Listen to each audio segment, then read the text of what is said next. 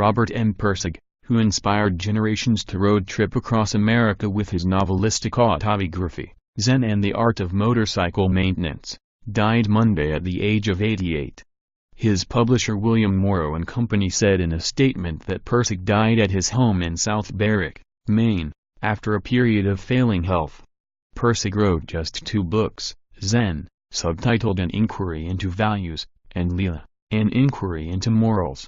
In large this image author Robert Pirsig works on a motorcycle in 1975.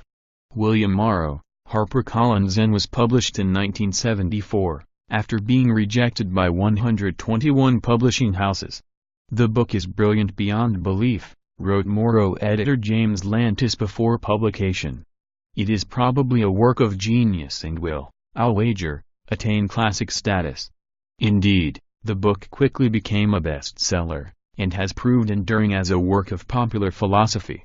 A 1968 motorcycle trip across the West with his son Christopher was his inspiration.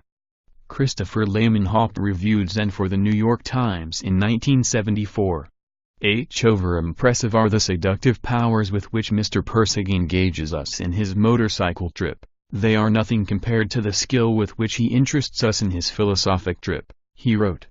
Mr. Pirsig may sometimes appear to be a greener America proselytizer, with his beard and his motorcycle tripping and his talk about learning to love technology. But when he comes to grips with the hard philosophical conundrums raised by the 1960s, he can be electrifying.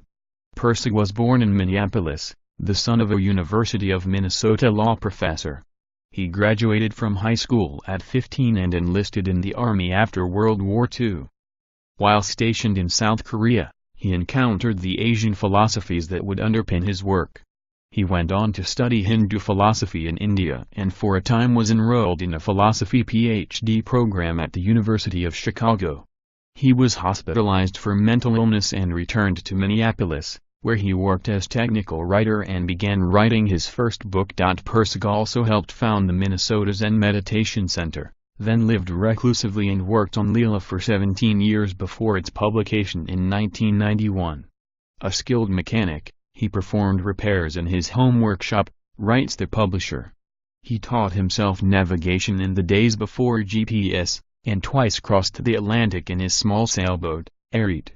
The protagonist of Zen attempts to resolve the conflicts between classic values that create machinery like the motorcycle, and romantic values like the beauty of a country road. He discovers all values find their root in what Pirsig called quality. You know what it is, yet you don't know what it is. But that's self-contradictory. But some things are better than others, that is, they have more quality. But when you try to say what the quality is, apart from the things that have it, it all goes poof.